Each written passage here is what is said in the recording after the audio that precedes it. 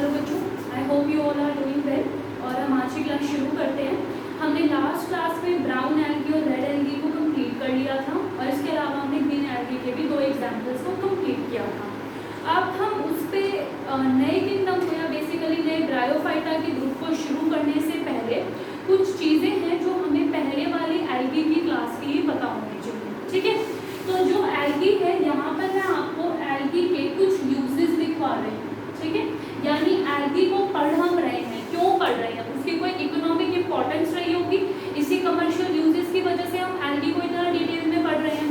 तो बेसिकली जो एल्गी है उसको 4 मेन फॉर्म्स में यूज किया जाता है। सबसे पहले तो है एडिबल एल्गी, यानी कुछ ऐसी एल्गी हैं जो कि हम कंज्यूम करते हैं as a food. For example laminaria and sargassum. ठीक है, इसके अलावा और भी बहुत सारी ऐसी एल्गीज हैं जिन एल्गी को हम कंज्यूम करते हैं एज अ फूड। यहाँ पर मैंने सिर्फ आपको 2 एग्जाम्पल्स दिए हैं। इसके अलावा एल्गी को यूज किया जाता है एगार प्रोडक्शन में। अगर आपको ध्यान हो, मैंने आपको लास्ट क्लास में बताया था कि जेलिडियम और ग्रासिलेरिया 2 ऐसे एग्जाम्पल्स हैं जहाँ हम एल्गी को या फिर बेसिकली इन दोनों एल्गी को यूज करते हैं अगार की प्रोडक्शन के लिए। अगार बेसिकली किसी भी माइक्रोब को जब हम कोई ग्रोथ मीडियम पे ग्रो करवाते हैं तो उसको सॉलिडिफाई करने में हेल्प करता है। ठीक है, तो बेसिकली जो अगार है वो न्यूट्रिएंट मीडियम की तरह हेल्प करता है। इसके अलावा अगार जो है वो हेल्प करता है जेली सेट होने में। आप लोग कई बार कुछ कैंडीज खाते होंगे जो जेली की फॉर्म में आते हैं, तो वहाँ पर भी उस जेली को फॉर्म करने के लिए इसी अगार का यूज किया जाता है। और आइसक्रीम को स्मूथ करने के लिए भी इस अगार को यूज किया जाता है। इसके अलावा हमारे पास एक और एग्जाम्पल है जहाँ पर हमने ये पढ़ा था कि जो ब्राउन एल्गी होती है, ठीक है, ब्राउन एल्गी प्रोड्यूस करती है एक सेल वॉल और रेड एल्गी प्रोड्यूस करती है एक सेल वॉल। आई होप जब मैं ऐसे लिख रही हूँ तो आपको ये चीज समझ आ रही हो कि कौन क्या सब्सटेंस प्रोड्यूस कर रहा है। मैं आपको याद करवा देती हूँ, जो ब्राउन एल्गी है वो एल्जिन या एल्जिनिक एसिड फॉर्म करती है क्योंकि उसकी सेल वॉल का कॉम्पोजिशन है, और जो रेड एल्गी है उसकी सेल वॉल का कॉम्पोजिशन होता है कैराजिन। तो क्योंकि ये दोनों हाइड्रोकोलॉइड्स हैं तो इस वजह से भी इसे यूज किया जाता है। ठीक है, क्योंकि इनके पास वाटर होल्डिंग कैपेसिटी है और चॉकलेट मिल्क को भी थिक वगैरह कराने में, उनकी स्मूथिंग को मेंटेन करने में एल्गी को यूज किया जाता है। तो एल्गी को हमने कुछ फूड सप्लीमेंट्स में भी यूज करते हैं एल्गी को। ठीक है, एक एल्गी का एग्जाम्पल है जिसे हम यहाँ पर पढ़ रहे हैं और उस एल्गी का नाम है क्लोरेला। ठीक है, ये जो क्लोरेला एल्गी है इसके अंदर बहुत ही हाई अमाउंट में प्रोटीन प्रेजेंट होता है और इसकी वजह से इसे स्पेस में एस्ट्रोनॉट्स यूज करते हैं एज अ सोर्स और as a medium for their nutrition. ठीक है, तो इस क्लोरेला के अंदर हाई अमाउंट में प्रोटीन कंटेंट है और स्पेस में जो एस्ट्रोनॉट्स ट्रेवल कर रहे हैं वो इतना सारा तो मटेरियल, फूड मटेरियल अपने साथ कैरी नहीं कर सकते, तो वहाँ पर वो सिंपली इस एल्गी को ले जाते हैं। ठीक है, तो this algae is even consumed by space travellers. तो ये जो है हमारे एल्गी को पढ़ने के कुछ रीजंस हैं क्योंकि एल्गी की इतनी सारी इंपॉर्टेंस हमारी डेली लाइफ में होती है। अब इसके साथ ही हमारा एल्गी यानी थैलोफाइटा जो है वो कंप्लीट हो गया। अब आज की क्लास के लिए आपको मैं एक होमवर्क दे रही हूँ। होमवर्क में आपको एक टेबल कंप्लीट करनी है जहाँ पर मैं यहाँ पर आपको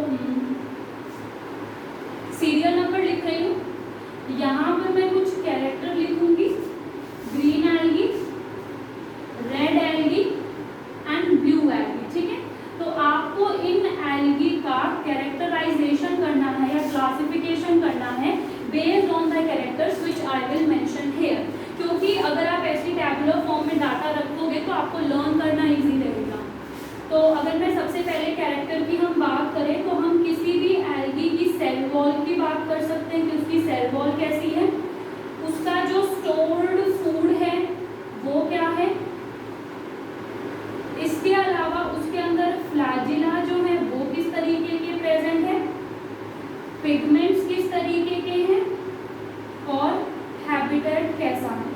ठीक है, तो ये आपको यहाँ पर कवर करना है। जैसे अगर मैं आपको स्टोर्ड फूड का एग्जांपल देके एक्सप्लेन करूं तो ग्रीन एल्गी में स्टोर्ड फूड जो है क्या है, पायरोनॉइड है। रेड एल्गी में अलग से स्ट्रक्चर होता है फ्लोरीडियन स्टार्च, और ब्लू एल्गी में होता है, sorry this is not blue algae, this is brown algae, ठीक है। तो ब्राउन एल्गी में अलग से प्रेजेंट होता है मैनिनोल या फिर लैमिनेरियम। तो इस तरीके से आपको ये टैबुलर फॉर्म जो है फॉर्म करनी है, सारे कैरेक्टर्स को अपने नोट्स में इसे बना लेना, ठीक है। अब इसी के साथ हमारा जो एल्गी है वो फिनिश होता है।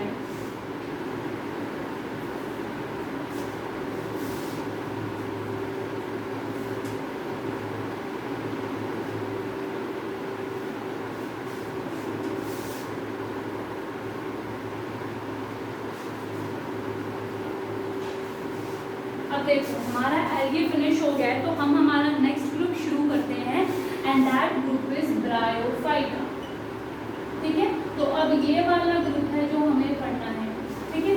ब्रायोफाइटा जो है, इस ग्रुप के अंदर जो भी ऑर्गेनिजम्स मिलते हैं वो हमेशा मॉइस्ट और डैम्प प्लेसेस पर मिलते हैं, ठीक है। तो bryophyta are always found in moist and shady places, ठीक है। अब ये जो ब्रायोफाइटा है ये हमेशा मॉइस्ट कंडीशन पर या मॉइस्ट जगह पर ही क्यों मिलते हैं, इसके दो रीजंस हैं। अगर हम इसके पहले रीजन की बात करें तो पहला रीजन तो ये है कि इसके अंदर जाइलम और फ्लोएम एब्सेंट है, ठीक है। अगर ब्रायोफाइटा के अंदर जाइलम और फ्लोएम प्रेजेंट नहीं है तो फिर वाटर का कंडक्शन कैसे होगा, ठीक है, क्योंकि प्लांट को सर्वाइव करने के लिए तो वाटर चाहिए ना। तो अगर वाटर है ही नहीं, मतलब वाटर को ट्रांसपोर्ट करने के लिए कोई ऑर्गन नहीं है, तो ये क्या करते हैं, ये अपने आप को वाटर की क्लोज विसिनिटी में रखते हैं। यानी अगर यहाँ पर पानी है तो इसकी जो बॉडी है या बॉडी के जो सेल्स हैं वो वाटर के डायरेक्ट कांटेक्ट में रहे, यानी वहाँ पर मॉइस्चर इनफ अमाउंट में होना चाहिए, ठीक है।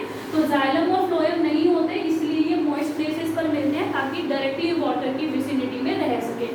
दूसरा रीजन ये है कि ब्रायोफाइटा की जो सेक्सुअल रिप्रोडक्शन होती है उस सेक्सुअल रिप्रोडक्शन में स्पर्म या बेसिकली मैं बोल सकती हूँ जो मेल गैमीट है वो अलग जगह फॉर्म होते हैं। इस मेल गैमीट को फीमेल गैमीट तक पहुँचाने के लिए एक मीडियम की ज़रूरत होती है, ठीक है, और वो मीडियम वाटर होता है। तो होता क्या है कि मेल गैमीट्स वाटर के अंदर फॉर्म होते हैं और फिर वही वाटर करंट जो है उन गैमीट्स को फीमेल पार्ट तक ले जाता है। तो देखा जाए तो ब्रायोफाइटा को अपनी सेक्सुअल रिप्रोडक्शन को कंप्लीट करने के लिए वाटर की रिक्वायरमेंट है। तो इन दो कंडीशंस की वजह से ये हमें मॉइस्ट प्लेसेस पर ही मिलते हैं। अब ये जो ब्रायोफाइट्स हैं ये हमें लैंड पर भी मिल रहे हैं, लेकिन अपनी लाइफ के एक बहुत ही important phase which is sexual reproduction उसको कंप्लीट करने के लिए इन्हें वाटर की भी ज़रूरत है। और इसी वजह से हम ब्रायोफाइटा को एक नाम देते हैं and they are known as amphibians of plant kingdom. अगर आपको पता है तो आपको ये बात भी पता होगी कि जो फ्रॉग होते हैं उन्हें हम एम्फीबियंस बोलते हैं। और इसके अलावा जो क्रोकोडाइल्स वगैरह हैं तो क्या है वो लैंड पर भी रह सकते हैं, वाटर पर भी रह सकते हैं। इनफैक्ट यहाँ पर मुझे क्रोकोडाइल का एग्जांपल नहीं लेना चाहिए क्योंकि क्रोकोडाइल रेप्टाइल्स में होता है। तो आप सिर्फ फ्रॉग को सोचो, फ्रॉग जो है अपनी लाइफ का सेक्सुअल रिप्रोडक्शन वाटर में करता है, यानी वो जब लार्वा रिलीज करता है जो टेडपोल में कन्वर्ट होता है वो आगे जाके फ्रॉग बनता है। तो वो वाला जो फेस है उसको कंप्लीट होने के लिए वाटर चाहिए। और वैसे फ्रॉग नॉर्मल कंडीशन में लैंड पे भी रहता है, तो क्योंकि वो दोनों जगह रह सकता है इसलिए हम उसे एम्फीबियन बोलते हैं, ठीक है। सिमिलरली इस प्लांट को अपनी लाइफ कंप्लीट करने के लिए लैंड भी चाहिए और वाटर भी चाहिए सेक्सुअल रिप्रोडक्शन को कंप्लीट करने के लिए। तो इसीलिए इसे हम प्लांट किंगडम का एम्फीबियंस बोलते हैं। जहाँ पर आप लोग टर्म्स लिखते हो, जो मैं आपको ब्रेक करके टर्म्स बनाती हूँ, वहाँ पर आप ये लिख सकते हो एम्फी का मतलब है बोथ। तो जहाँ पर भी एम्फी वर्ड आ जाए तो इसका आपको पता होना चाहिए कि यहाँ पर दोनों चीज़ों की बात होती है, ठीक है।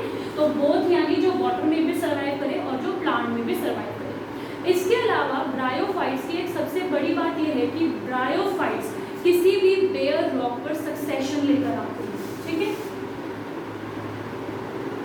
रिस्पॉन्सिबल फॉर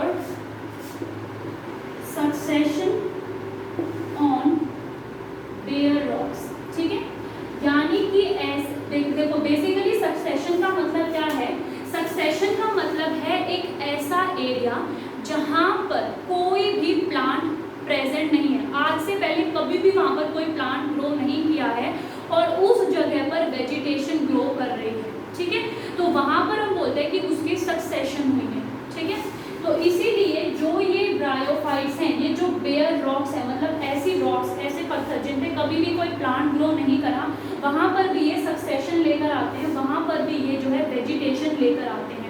और ऐसे ऑर्गेनिजम्स जो सबसे पहले किसी एरिया में ग्रो होते हैं आगे की स्पीशीज को कंटिन्यू करवाने के लिए, यानी आगे अलग अलग वैरायटी की प्लांट्स हों, उस पर सबसे पहली बार उस रॉक पे कोई प्लांट आया होगा, उसके बाद ही तो उस पर अलग अलग तरीके के प्लांट्स आए हैं। तो जो सबसे पहला जो स्पीशीज है जो वहाँ पर ग्रो करती है उसे हम बोलते हैं पायोनियर स्पीशीज। तो ये जो ब्रायोफाइटा हैं ये ऐसी जगह की पायोनियर स्पीशीज की तरह भी एक्ट करते हैं, ठीक है। जैसे कि अगर हम अर्थ के ओरिजिन की बात करें तो अर्थ पे जब लाइफ सबसे पहले स्टार्ट हुई होगी तो वहाँ पर ऐसा तो है नहीं कि सीधा ह्यूमंस रहे होंगे, सबसे पहले कोई बैक्टीरिया आया होगा, जिसे माना ये जाता है कि साइनोबैक्टीरिया आया था, उसी से लाइफ ओरिजिनेट हुई है। साइनोबैक्टीरिया के बाद कुछ और मॉडिफाई हो गए, यूकैरियोटिक बैक्टीरिया आया, थोड़ा और मॉडिफाई हो गई, कोई और ऑर्गेनिज्म बना, और मॉडिफिकेशन हो गई, अलग अलग तरीके की स्पीशीज बनी। लेकिन जो सबसे पहला जो उस एरिया में आया, जिससे पहले वहाँ पर अभी कोई भी स्पीशीज नहीं थी प्लांट्स की, तो ऐसी स्पीशीज को फर्स्ट टाइम ग्रो करने वाली स्पीशीज को हम नाम देते हैं पायोनियर स्पीशीज। तो ये जो ब्रायोफाइटा है ये पायोनियर स्पीशीज भी होती है, ठीक है। इस ब्रायोफाइटा के जितने भी एग्जाम्पल्स हैं उनमें बेसिकली हमें दो तरीके के ग्रुप्स या दो तरीके के एग्जाम्पल्स देखने को मिलते हैं, और वो होते हैं मोसिस और लिवरवर्ट्स, ठीक है। हम जो है लिवरवर्ट्स के कुछ एग्जाम्पल की लाइफ साइकिल को डिटेल में पढ़ेंगे और मोसिस की भी एक एग्जाम्पल की लाइफ साइकिल को डिटेल में पढ़ेंगे। अभी आपको सिर्फ इतना ध्यान रखना है कि ब्रायोफाइटा में जो ऑर्गेनिजम्स हैं वो मोसिस और लिवरवर्ट्स में डिवाइडेड होते हैं। ब्रायोफाइटा के जितने भी ऑर्गेनिजम्स हैं उनके अंदर एक बहुत ही खास, एक बहुत ही स्पेशल प्रॉपर्टी होती है जिसे हम बोलते हैं वाटर होल्डिंग कैपेसिटी या वाटर रिटेंशन कैपेसिटी, ठीक है। तो इनकी जो वाटर होल्डिंग कैपेसिटी है ये काफ़ी हाई है, ठीक है। तो यानी कि ये अपने अंदर मॉइस्चर को रिटेन करके रख सकते हैं। इस प्रॉपर्टी को बहुत सारे कमर्शियल वेज में एक्सप्लॉइट किया जाता है, जैसे कि पैकेजिंग में। तो इस प्रॉपर्टी का जो सबसे पहला यूज है वो है पैकेजिंग। अब आपके माइंड में ये बात आ रही होगी पैकेजिंग में कैसे। मान लो मुझे किसी पर्सन को फ्लावर्स भेजने हैं, ठीक है, और वो पर्सन जो है थोड़ा दूर रहता है तो मैं ऑनलाइन डिलीवरी कर रही हूँ। अब मैंने जब उस पर्सन को फ्लावर्स भेजे हैं तो रास्ते में ही वो फ्लावर्स ड्राई ना हो जाएं, तो वहाँ पर जो है इस ब्रायोफाइट्स के ऑर्गेनिज्म की पैकेजिंग या इन मॉसेस की पैकेजिंग की जाती है, क्योंकि इनके अंदर तो मॉइस्चर रिटेन रहेगा। तो फ्लावर के चारों तरफ अगर मैं इस प्लांट से पैक कर दूंगी तो वो क्या होगा, फ्लावर का भी मॉइस्चर मेंटेन रहेगा, और इसी वजह से इसे पैकेजिंग में भी यूज़ किया जाता है। इसके अलावा इसको एक और स्ट्रक्चर में यूज़ किया जाता है जिसे हम बोलते हैं बेसिकली पैकेजिंग के बाद one more use is grafting. अब देखो ग्राफ्टिंग क्या है। ग्राफ्टिंग एक आर्टिफिशियल वेजिटेटिव प्रोपोगेशन का मीन है। बेसिकली होता क्या है, मान लो मेरे पास एक ऐसा प्लांट है जिसके अंदर बहुत ही सुंदर फूल आते हैं, ठीक है, लेकिन उस प्लांट के ऊपर डिजीज बहुत जल्दी हो जाते हैं, मतलब उसको कोई भी इन्फेक्शन बहुत जल्दी होता है। मेरे पास एक दूसरा प्लांट है जिसके ऊपर फ्लावर्स तो सुंदर नहीं आते हैं लेकिन उसकी जो डिजीज रेजिस्टेंस कैपेसिटी है वो बहुत अच्छी है।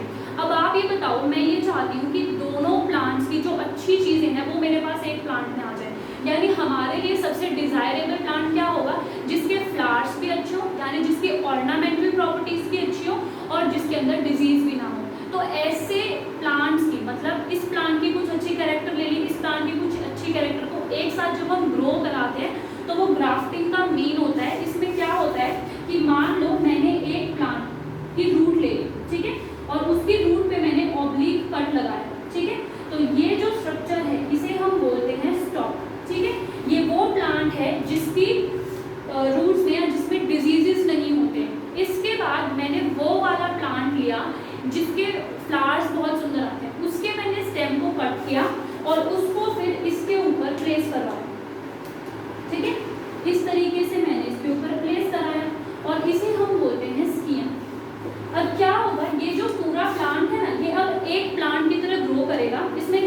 है, जहाँ पर ये ज्वाइन होते हैं ना, यहाँ पर सोयल और मॉस की कवरिंग करते हैं। सोयल यानी मिट्टी और मॉस की कवरिंग कर देते हैं, जो इन दोनों स्ट्रक्चर को साथ में इम्बाइब करके रखेगी और थोड़े दिन के बाद ये एक प्लांट की तरफ ग्रो करना शुरू करेगा। तो जो प्लांट ब्यूटीफुल कलर के लिए रिस्पॉन्सिबल था, जीन्स बेसिकली जो जीन्स अच्छे कलर के लिए रिस्पॉन्सिबल थे वो भी आ गए, जो प्लांट्स डिजीज रेजिस्टेंट जीन के लिए रिस्पॉन्सिबल थे वो भी आ गए। तो इस प्लांट के अंदर दोनों अच्छी चीज़ें देखने को मिलेगी। तो हमने दो अलग अलग प्लांट्स के प्लस पॉइंट्स को एक ही प्लांट में कर दिया। तो ये ग्राफ्टिंग की टेक्निक होती है और इसको सक्सेसफुल बनाने के लिए जब हम इसको रैप करते हैं तो मॉस से करते हैं। तो ये भी जो है ब्रायोफाइटा का ही एक यूज है, ठीक। इसके अलावा एक और एग्जाम्पल है ब्रायोफाइटा का, जिसे हम बोलते हैं स्फैग्नम।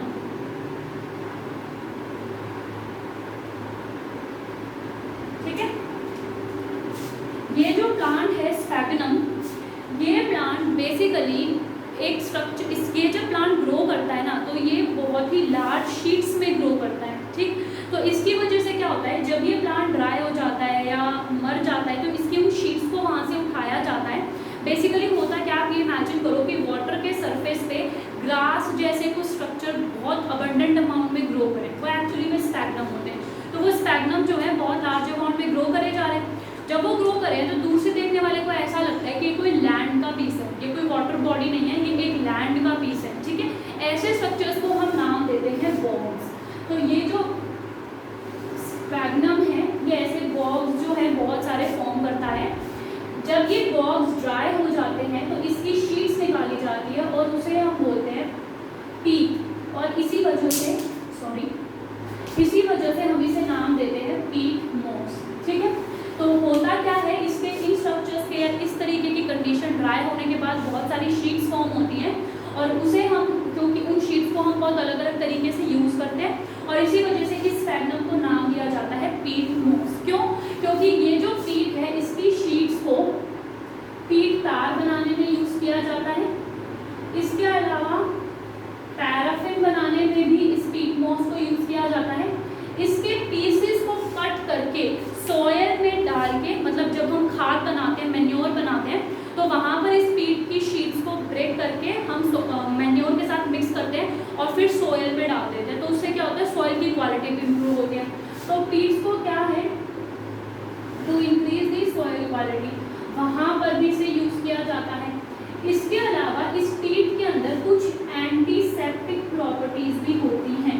तो इस वजह से, इन एंटीसेप्टिक प्रॉपर्टीज की वजह से हम इसे, कोई भी जो घाव हो जाता है वहाँ पर उसकी जब ड्रेसिंग होती है तो उसमें भी इसे यूज़ करते हैं। तो ड्रेसिंग ऑफ वुंड्स में भी इसी पीट को यूज़ किया जाता है। तो ये जो है स्फैग्नम के कुछ मेन वो है, मतलब यूजेस जो हमने पढ़े कि कैसे पैकेजिंग में यूज़ होता है, कैसे ग्राफ्टिंग में यूज़ होता है, और ये सारे कुछ यूजेस हमने इसके भी पढ़े, ठीक है। अब इसके बाद अगर मैं स्फैग्नम की बेसिकली ब्रायोफाइट्स की बॉडी की बात करूं तो मैं यहाँ पर आपको मेन डिटेल में जाने से पहले कुछ बेसिक चीज़ें एक्सप्लेन कर रही हूँ।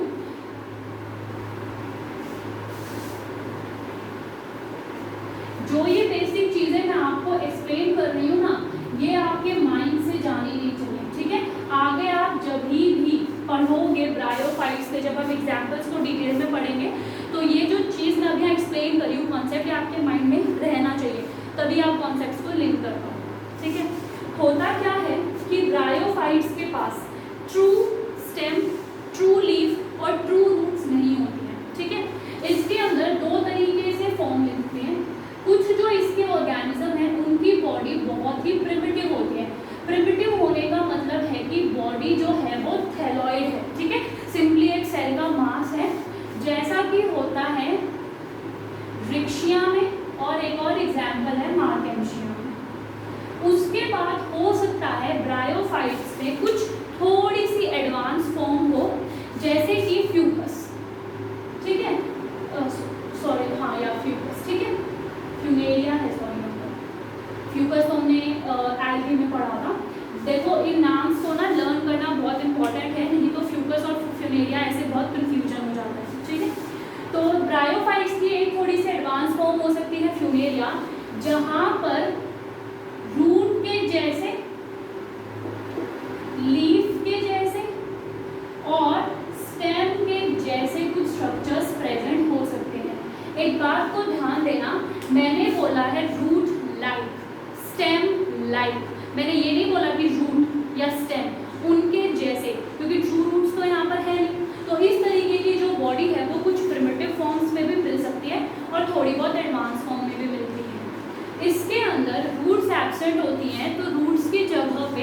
मल्टी सेलुलर या यूनिसेलुलर कुछ स्ट्रक्चर्स प्रेजेंट होते हैं और उन स्ट्रक्चर्स को हम नाम देते हैं राइजोइड्स। ठीक है, तो इंस्टेड ऑफ रूट्स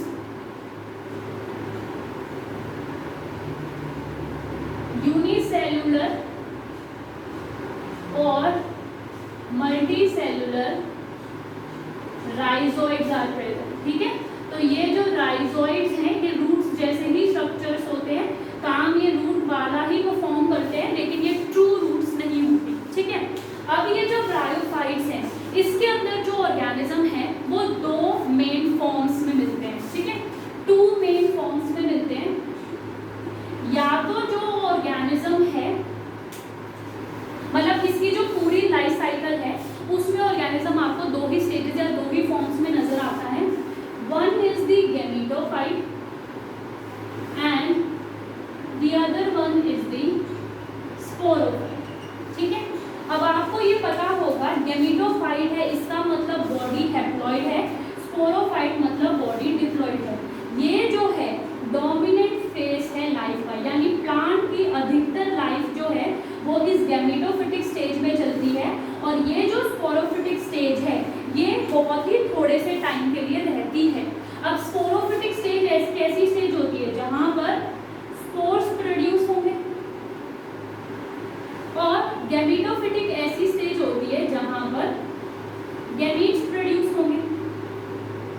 ये जो गैमेटोफाइट है ये इंडिपेंडेंट होता है। ठीक है, क्योंकि ये फोटोसिंथेसिस परफॉर्म कर सकता है, लेकिन जो ये स्पोरोफाइट है ये इंडिपेंडेंट नहीं होता है और ये न्यूट्रिशन के लिए डिपेंड करता है गैमेटोफाइट पे, क्योंकि गैमेटोफाइट तो फोटोसिंथेसिस करके अपना खाना प्रोड्यूस करेगा और ये जो स्पोरोफाइट है ये अपने न्यूट्रिशन के लिए इस गैमेटोफाइट पे डिपेंड करता है। बेसिकली अगर मैं इसकी लाइफ साइकिल को यहाँ आपको थोड़ा समझाऊं, होता क्या है कि प्लांट जो है उसके पास एक मेल ब्रांच होती है, एक फीमेल ब्रांच होती है, यानी कि प्लांट के पास दोनों तरीके के सेक्स ऑर्गन्स होते हैं। अगर हम मेल के सेक्स ऑर्गन की बात करें तो मेल के सेक्स ऑर्गन को बोला जाता है एंथीरियम और फीमेल के सेक्स ऑर्गन को बोला जाता है आर्किगोनियम। ठीक है, मेल का जो सेक्स ऑर्गन है ये जब गैमीट फॉर्म करता है तो ये एक स्ट्रक्चर फॉर्म करता है जिसे बोलते हैं एंथेरोजोइड। ये जो एंथेरोजोइड है ये मेल गैमीट है और इसके पास फ्लैजिला होता है तो ये मोटाइल है। और जो फीमेल का जो सेक्स ऑर्गन है आर्किगोनियम ये प्रोड्यूस करता है एक एग। ठीक, अब होता क्या है जैसे ही एंथीरियम ने एंथ्रोजोइड को फॉर्म किया, ये एंथ्रोजोइड वाटर करंट की हेल्प से आर्किगोनियम यानी फीमेल सेक्स ऑर्गन तक पहुंचता है। किससे पहुंचता है? By water current. ठीक है, तो यहाँ पर वाटर देख लिया आपने कैसे सेक्सुअल लाइफ साइकिल में इंपॉर्टेंट है, इस वजह से इसे एम्फीबियंस बोला था। तो ये जो वाटर करंट है ये यहाँ पर आर्किगोनियम के अंदर ले जाता है। तब आर्किगोनियम के अंदर ऑलरेडी फीमेल का गैमीट एग प्रेजेंट है तो वहाँ पर ये एंथेरोजोइड और ये एग फ्यूज करते हैं। जैसे ही ये फ्यूज करते हैं तो एग भी हैप्लॉइड है, एंथेरोजोइड भी हैप्लॉइड है, दोनों फ्यूज करेंगे तो एक डिप्लॉइड स्ट्रक्चर जाइगोट फॉर्म हो जाता है।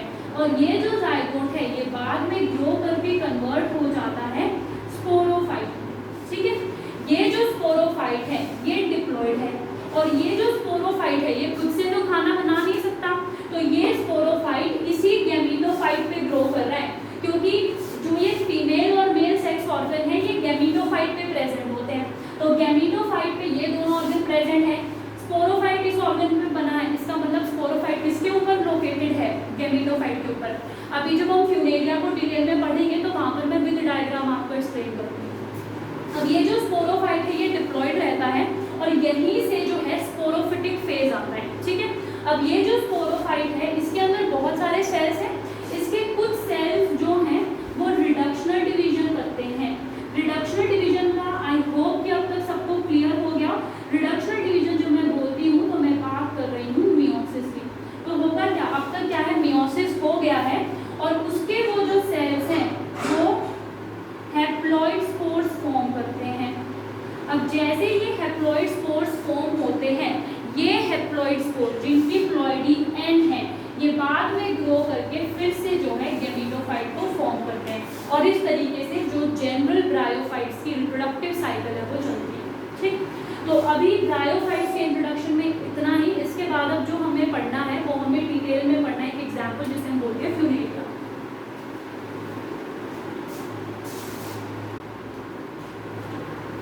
अब हम फ्यूनेरिया को डिटेल में पढ़ने से पहले तो छोटे छोटे एग्जाम्पल हैं जो ब्रायोफाइट्स में लर्न करने बहुत ही इंपॉर्टेंट है।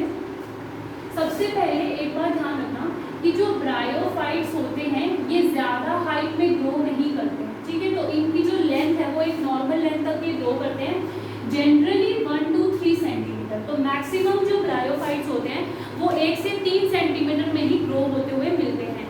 लेकिन एक ब्रायोफाइट ऐसा है जो इस ग्रुप का सबसे टॉलेस्ट ब्रायोफाइटा है। ठीक है, तो अगर हमसे टॉलेस्ट ब्रायोफाइटा का एग्जाम्पल पूछा जाता है तो दैट इज डोसोनिया। और डोसोनिया जो है ये अप टू 50 सेंटीमीटर हाइट तक भी हमें मिलता है।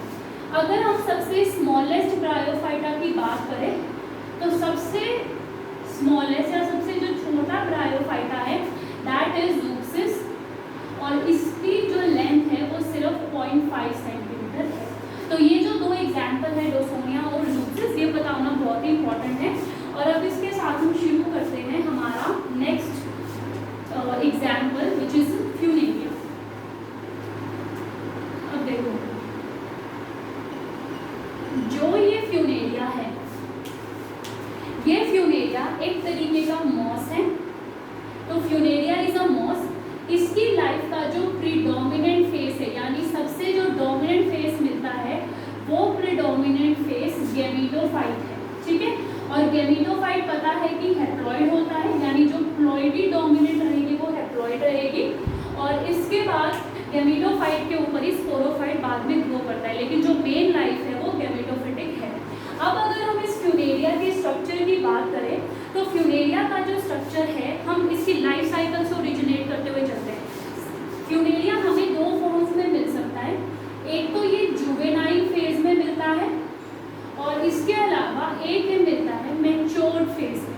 ठीक है, अगर हम जुवेनाइल फेज की बात करें तो यहाँ पर एक स्टेज मिलती है जिसे हम बोलते हैं प्रोटोनीमा स्टेज। ठीक है, ये जो प्रोटोनीमा स्टेज है ये स्टेज स्पोर से डेवलप होती है।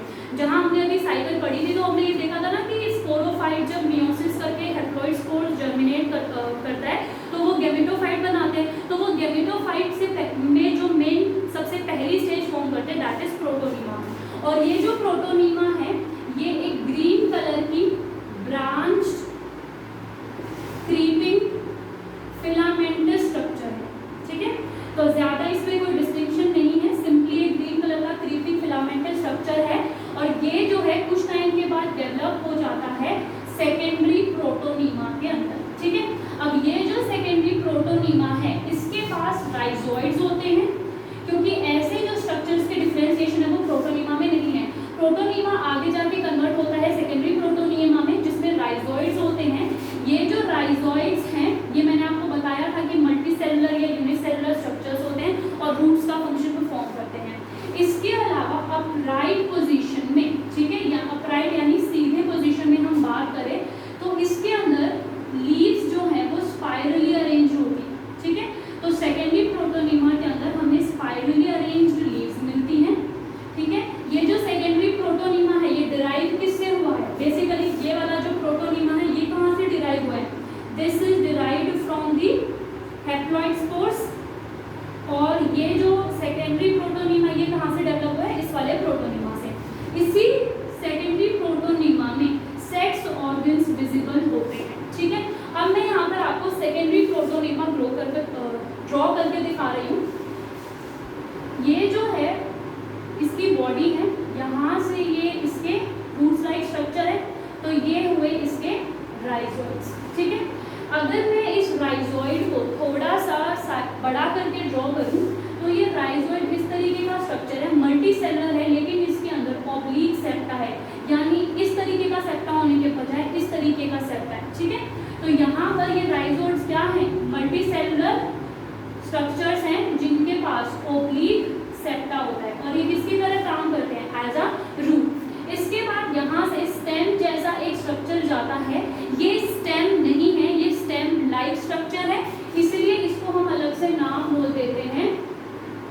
कॉर्डियल, ठीक है। तो यहाँ पर ये कैसा स्ट्रक्चर है, ये है स्टेम लाइक स्ट्रक्चर, कॉलॉइड, ठीक है। तो दिस इज कॉलॉइड और ये स्टेम के जैसा स्ट्रक्चर है, इसलिए हमने इसको नाम दिया कॉलॉइड। अब क्या है, इस स्टेम के ऊपर लीव्स भी होंगी, लेकिन ये जो लीव्स है ये स्पाइरली अरेंज होंगे। स्पाइरल का मतलब है कि अगर ये स्टेम है तो इसके गोल में एक लीफ का सेट होगा, नेक्स्ट एक गोल में लीफ का सेट होगा, तो वो स्पाइरल फॉर्म में होते हैं। तो अगर हम ड्रॉ करेंगे तो इस तरीके, ठीक है। तो इस तरीके की जो लीव्स का सेट है ये देखने को मिलता है। ये रियल लीव्स नहीं है, ये लीफ लाइक है, इसलिए हम इनको बोलते हैं फाइलॉइड, ठीक है।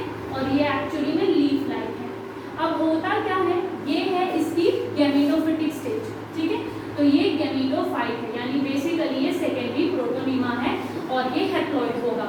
अब इसकी जो ये स्टेम लाइक स्ट्रक्चर है ये एक बार और डिवाइड करती है। तो बेसिकली जो स्टेम है वो 2 ही बार डिवीजन मिलती है।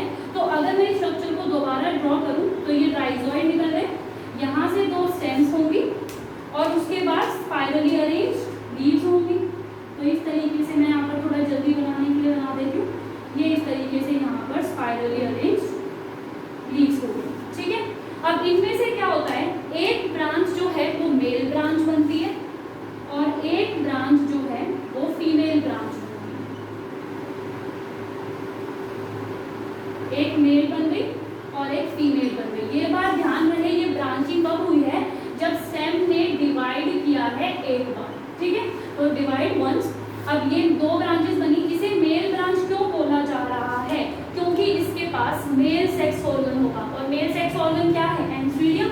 तो इस ब्रांच के ऊपर एंथ्रीडियम होता है और जो फीमेल ब्रांच है इसके पास फीमेल सेक्स ऑर्गन होता है जिसे हम बोलते हैं आर्किगोनियम। अब इस आर्किगोनियम का जो हेड है, जहाँ पे बेसिकली सेक्स ऑर्गन प्रेजेंट है, उसे हम बोलते हैं फीमेल हेड और ये जो है इस यहाँ पर लोकेटेड होगा इसका मेल हेड। तो इसी मेल हेड के अंदर एंथ्रीडियम प्रेजेंट होगा और इस फीमेल हेड के अंदर आर्किगोनियम प्रेजेंट होगा।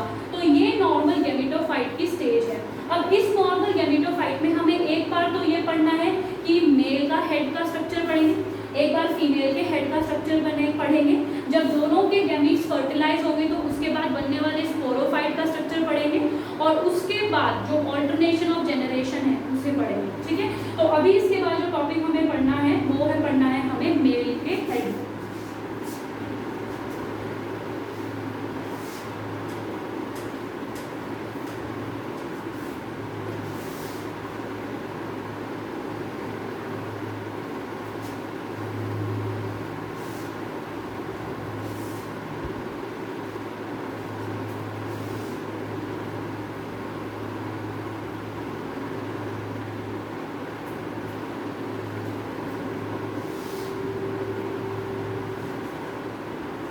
देखो, मेल के हेड को रीड करने से पहले मैं एक बार आपको फिर से एक चीज एक्सप्लेन करती हूँ।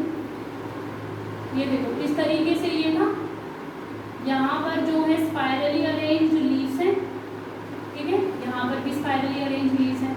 मान लो ये फीमेल ब्रांच है और ये मेल ब्रांच है। इन दोनों के गैमीट्स मतलब इनमें फर्टिलाइजेशन हुई, फर्टिलाइजेशन होने के बाद जाइगोट बनेगा और वो जाइगोट स्पोरोफाइट में कन्वर्ट होता है। जो जाइगोट है वो बना किसके अंदर है, आर्किगोनियम के अंदर, यानी फीमेल ब्रांच के अंदर। तो इसी फीमेल ब्रांच, ये जो फीमेल ब्रांच है अभी तो ये हमें टिल्टेड नजर आ रही है, थोड़ी देर के बाद ये जो ब्रांच है ये स्ट्रेट हो जाती है, ठीक है। तो ये इस तरीके से स्ट्रेट हो जाती है और इसके बाद इसके ऊपर इस तरीके से जो है ये वाला स्ट्रक्चर जो ग्रो करता है ना, इस स्ट्रक्चर को हम नाम देते हैं स्पोरोफाइट, ठीक है। तो इसलिए ये बोला जाता है कि जो स्पोरोफाइट है वो गैमेटोफाइट पे ग्रो करता है। हालांकि जब ये मैं स्पोरोफाइट पढ़ाऊंगी तो मैं इस चीज को दोबारा से आपको एक्सप्लेन करूंगी। तो अब जो है हम सबसे पहले शुरू करते हैं मेल हेड के साथ, ठीक है। अब एक बार फिर से हम वो वाला डायग्राम फॉर्म कर लेते हैं गैमेटोफाइट का।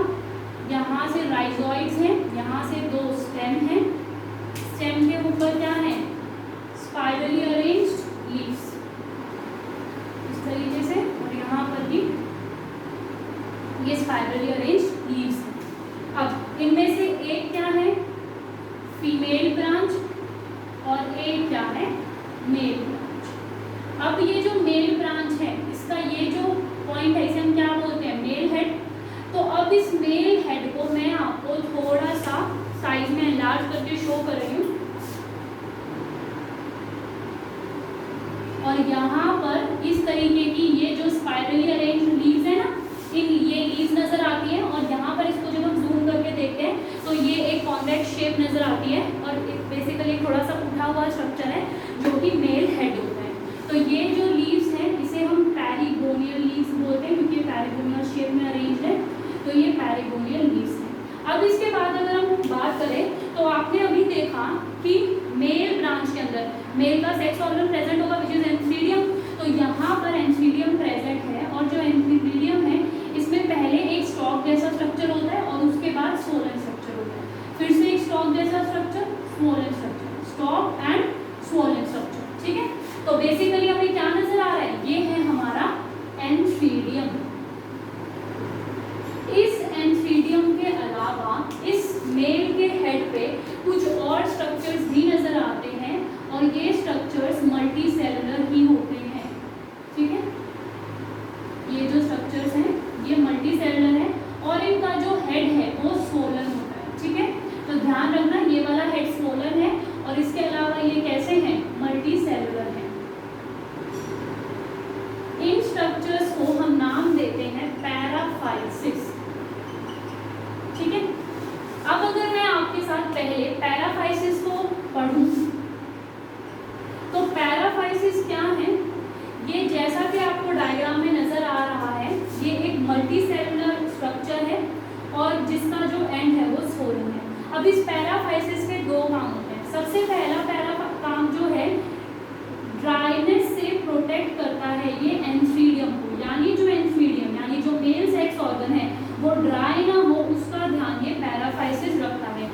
ये पैराफाइसिस जो है एक म्यूसिलेज भी सिक्रीट करता है और ये जो म्यूसिलेजिनस सिक्रीशन है जो पैराफाइसिस रिलीज करता है यही हेल्प करता है इसको ड्राई ना होने से प्रिवेंट करने के लिए। ठीक है, तो ये बीच बीच में इस तरीके के पैराफाइसिस प्रेजेंट है। अब अगर मैं इस एंथीडियम के स्ट्रक्चर को थोड़ा सा एनलार्ज करके यहाँ पे फॉर्म करूँ तो ये जो स्टॉक जैसा स्ट्रक्चर है ये मल्टी सेलुलर होता है।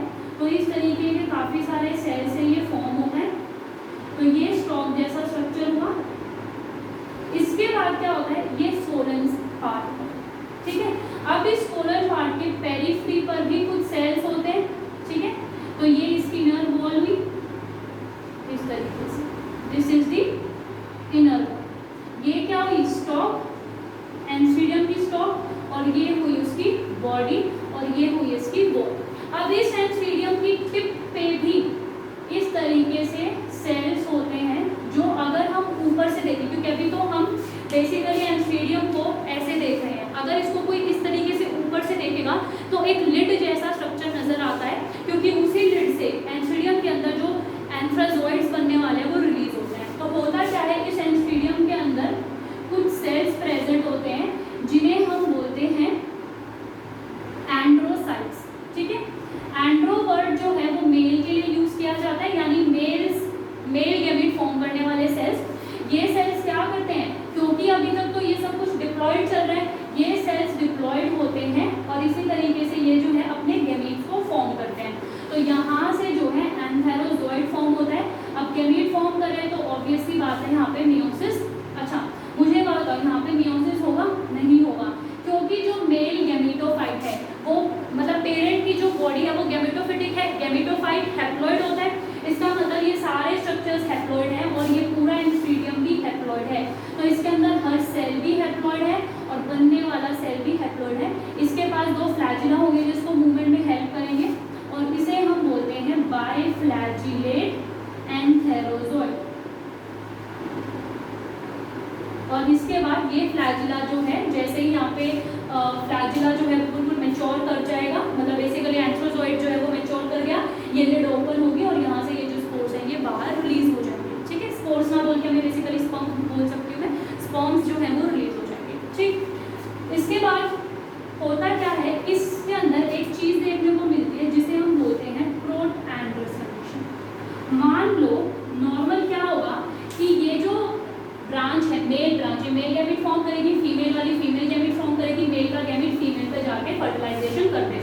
आप देखो ये दोनों ब्रांचेस एक ही प्लांट की है, यानी इनके अंदर जो जीन्स है वो सेम प्रेजेंट होंगे। तो ऐसी फर्टिलाइजेशन क्या फायदा जहाँ पर अलग अलग वेरिएशन ही नहीं आए, क्योंकि हम क्या चाहते हैं अलग अलग जीन्स आए